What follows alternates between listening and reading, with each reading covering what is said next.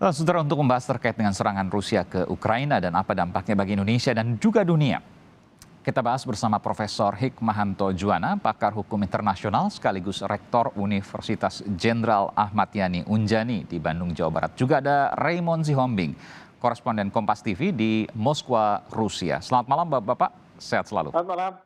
Selamat malam. Iya, saya ke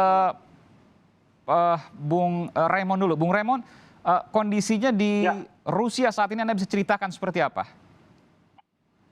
Di Rusia situasi aman, semua bekerja lagi setelah kemarin libur nasional, hari Russian Army begitu ya. Rusia merayakan hari laki-laki atau hari pria atau pelindung tanah air begitu. Dan orang Rusia, reaksi yang kita bisa lihat di TV, hanya 80% dari survei lembaga Levada mengatakan bahwa mereka mendukung apa yang diputuskan oleh Presiden Putin, karena setelah 8 tahun perjanjian Minsk pertama 9 tahun lalu 8 tahun kemudian Minsk kedua tanggal Jadi Bung Raymond, maksud saya begini, ternyata tidak ada hasil apa-apa. Iya, hari ini kan kita tahu bahwa ada serangan Rusia terhadap Ukraina di Ukraina, tapi itu tidak kemudian mempengaruhi apapun yang terjadi di Rusia. Jadi Rusia berlaku biasa saja, seperti hari-hari biasa ini. Betul, bahkan di Kiev pun kami melihat setiap detik ada berita bahwa meskipun diumumkan bahwa situasi perang, tetapi dan ada alarm di mana-mana, tetapi orang tetap aktivitas biasa, seperti seolah-olah penduduk Ukraina sudah tahu dan bosan dengan kondisi seperti ini begitu. Kalau medianya saya boleh tahu, mungkin media cetak atau mungkin media elektronik.com dan lain sebagainya, termasuk televisi di sana. Pemberitaannya apa?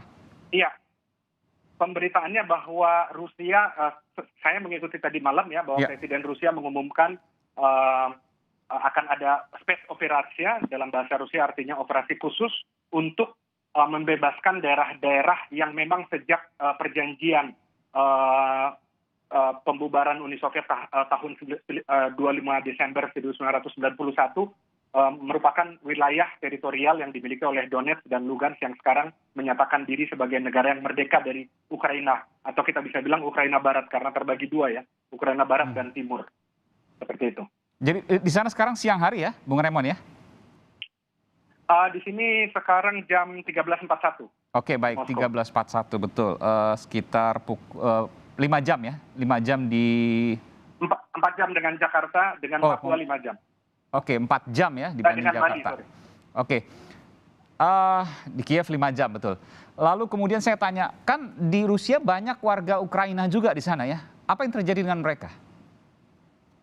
Mereka sudah tahu akan kemana arah ini. Bahkan sudah ada banyak siaran di televisi, pengamat politik dan hukum internasional mengatakan minggu depan ini sudah selesai, karena Presiden Rusia memutuskan untuk menggelar serangan rudal, jadi jarak jauh. Lalu kalau Ukraina masih belum menyerahkan daerah Donetsk dan Lugansk, sekarang mereka sudah bergerak ke Lugansk. Sudah di berita terakhir, ini 5 menit lalu saya mengikuti, udah 5 kota dibebaskan dari pasukan Ukraina, mereka menyerah, angkat tangan.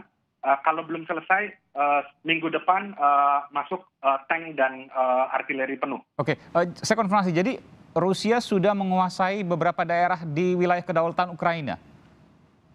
Iya, misalnya seperti kota yang paling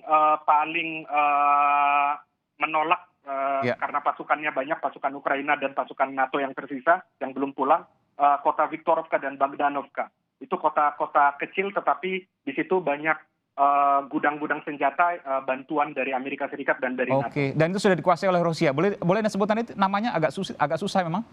Iya, Viktorovka dan Bogdanovka, itu 2 kota yang di mana perlawanannya keras karena mereka punya senjata-senjata dari Eropa, seperti itu. Oke, saya ke Prof. Hik. Prof. Hik, ini saya boleh katakan ini adalah invasi Rusia terhadap Ukraina? Begini, ini harusnya kita pahami ada 2 narasi.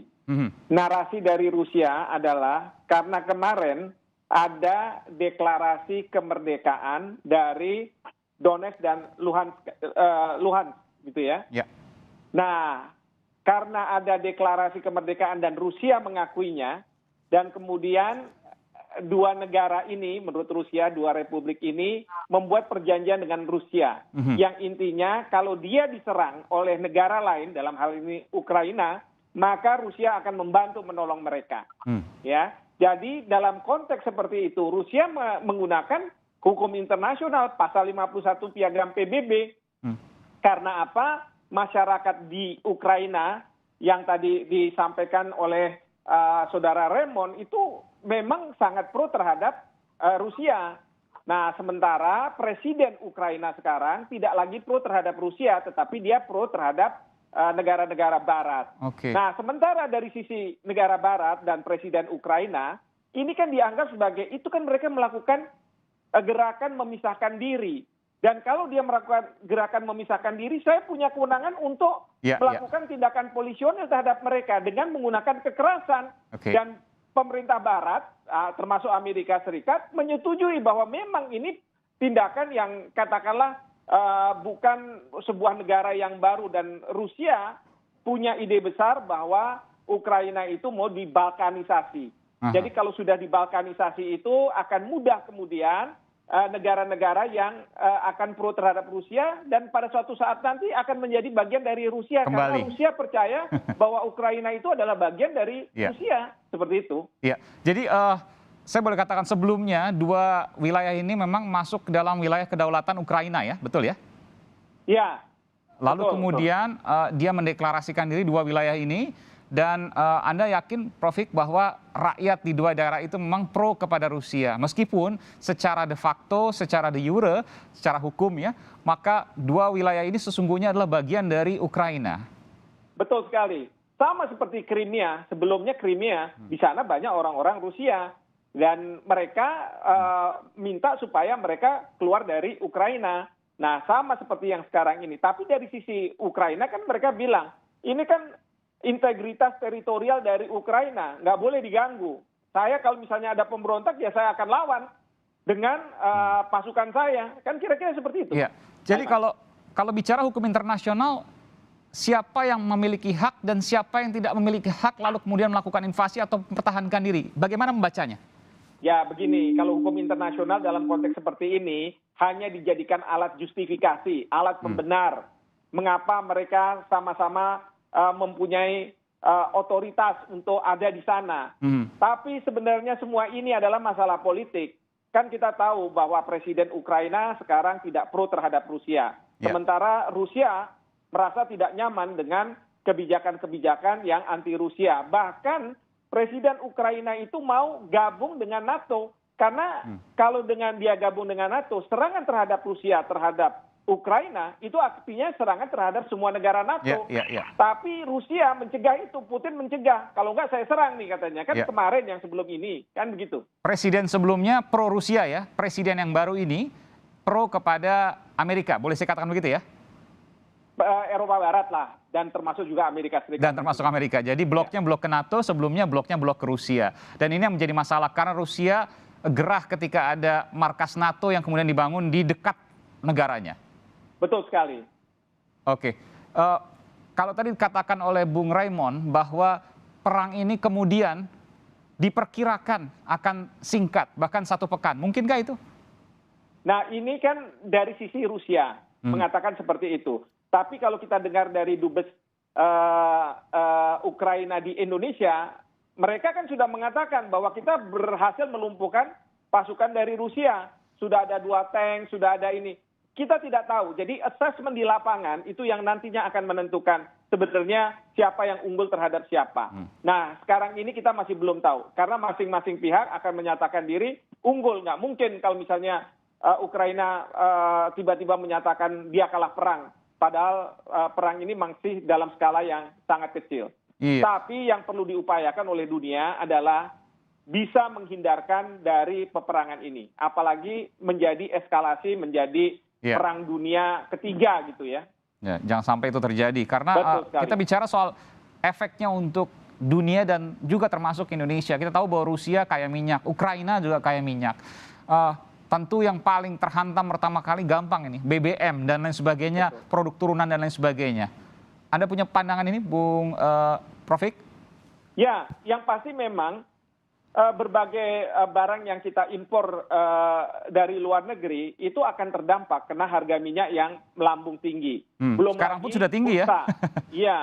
Bursa saham, bursa uang itu kan akan mereka ada yang menyimpan dulu khawatir kalau terjadi apa-apa dan lain sebagainya. Sehingga apa? Demand itu mungkin tinggi tapi supply-nya kurang. Itu membuat harga juga melonjak dan lain sebagainya. Jadi akan terdampak. Oleh karena itu saya selalu mengatakan bahwa Bapak Presiden, karena beliau adalah Presiden G20, ikut turun tangan.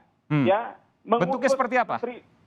Mengutus Menteri Luar Negeri untuk berbicara kepada Presiden Majelis Umum PBB, bukan Presiden dari Dewan Keamanan PBB. Karena kalau Dewan Keamanan PBB, di situ ada Rusia. Mereka punya veto, punya suara. Yang apapun resolusi yang dibuat yang bertentangan dengan keinginan Rusia akan diveto. Nah, oleh karena itu harus dibawa ke Majelis Umum PBB untuk supaya permasalahan ini dibahas ya oleh banyak negara yang tidak punya hak veto karena di sana one man one vote. Dan kemudian pada masa lalu tahun 1950 pada waktu sebelum pecahnya perang Korea itu pernah Dewan Majelis Umum PBB membahas masalah yang berkaitan dengan ancaman terhadap perdamaian internasional ya pada saat itu. Jadi mereka mengeluarkan resolusi yang namanya Uniting for Peace. Nah, ini yang harus dilakukan oleh Bapak Presiden dengan mengutus Ibu Menlu, lalu Ibu Menlu harus berputar ke negara-negara supaya negara-negara itu merasa bahwa ini bukan permasalahan di Eropa, tetapi masalah dunia. Karena kalau ini eskalasi terus, maka ini akan berakibat buruk pada dunia. Dan bukan tidak mungkin ini akan terus naik, terus bereskalasi. Betul sekali. Oke, terakhir di Bung Raymond. Bung Raymond, tadi keyakinan Anda katakan warga Rusia terhadap perang ini akan berlangsung cepat dan lain sebagainya. Mungkin ada pertimbangan dari warga di sana. Apa yang argumentasi mereka? Betul. Betul. Belajar dari perang antara NATO di Georgia melawan Rusia tahun 2008, waktu itu Rusia bilang tolong jangan kuasai Abkhazia Selatan begitu. Tapi kemudian NATO tetap memasok alat-alat berat dan alutsista ke negara Georgia, negara kecil pecahan Uni Soviet ya. Kemudian ini persis mirip tetapi tidak sama persis dengan kasus Ukraina ya. Tetapi kita bisa lihat perang di Georgia berakhir dalam 7 hari. Dan Presiden Putin biasanya orangnya dalam bahasa Rusia dibilang chotka, panyat. Nah, jadi chotka panyatnya artinya tepat jelas gitu. Kalau dia bilang perintah 7 hari selesai pasti selesai. Dan itu dari beberapa pengalaman ya kayak di Suriah juga mereka menggunakan taktik menyerang ISIS di Suriah. Di Ukraina sekarang di kota-kota yang dikuasai oleh pasukan Ukraina Barat. Oke, terakhir warga Indonesia di Rusia tentu tidak terdampak ya, tapi ketika bicara soal Kiev, Ukraina, itu pasti ada kekhawatiran. Mungkin Anda juga sempat kontak karena dekat kan ya antara Rusia dan Ukraina. Betul, kami ada kerjasama antar universitas. Biasanya dulu sebelum konflik setiap 3 bulan sekali kami ada kuliah bersama begitu di daerah Kharkov. Kharkov itu daerah yang juga dikuasai oleh Ukraina Barat, tetapi kemudian di belakangan terakhir hari-hari belakangan ini mulai mendukung apa yang diputuskan oleh Putin dan kemerdekaan ini mungkin akan diikuti oleh beberapa kota-kota kecil lain yang memang pro-Rusia yang masih dikuasai oleh Ukraina Barat begitu. Jadi ada beberapa ada satu tukang masak ya, chef cerita ke saya, semua aman, hanya kami diberitakan kalau ada sirene serangan siap masuk ke bombu bejice atau tempat penyelamatan di bawah tanah begitu kalau misalnya terjadi. Oh, sudah disiapkan di Kiev ya? Belum, karena memang keputusan Presiden Putin tepat menurut saya. Yang diserang adalah gudang-gudang militer dan basis-basis militer yang dibuat oleh NATO dan Amerika Serikat di kota-kota itu. Termasuk juga di ibu kotanya di Kiev? Kiev tidak. Kenapa? Karena pertama Rusia punya kita bilang punya orang-orang Rusia di sana. Beberapa persen orang-orang yang tinggal di Kiev itu adalah orang-orang dari suku Rusia. Tapi memang mereka sejak tahun 2015 perubahan atau referendum konstitusi Ukraina mengatakan bahwa bahasa Rusia dihapuskan dari konstitusi. Jadi dan sejauh ini Anda mengatakan yang sedikit membuat mereka senyap begitu ya. Iya, sejauh ini Anda mengatakan di ibu kota Ukraina di Kiev sementara ini aman begitu ya? Aman. Dan bahkan kita lihat di Euronews dan di berita penyeimbang berita Rusia disorot secara live. Kiev aktivitas seperti biasa. Ya. Ada orang duduk di taman, ada orang naik mobil. Meskipun ada ras juga saya lihat di sana ya. Ada ras di bank, lalu kemudian sirene. Itu hanya diberitakan oleh media-media besar yang kita tahu arahnya, karena ada dua propaganda sekarang, media pro Barat dan pro Rusia. Jadi kita melihat dari sisi mana aja begitu. Oke, baik, menarik untuk kemudian kita gali lebih lanjut nanti ke depan. Terima kasih Bung Raymond Sihombing, koresponden Kompas TV di Moskwa, Rusia. Juga ada Rektor Universitas Jenderal Ahmad Yani yang juga pakar hukum internasional, Profesor Hikmahanto Juwana. Terima kasih, selamat malam, sehat selalu.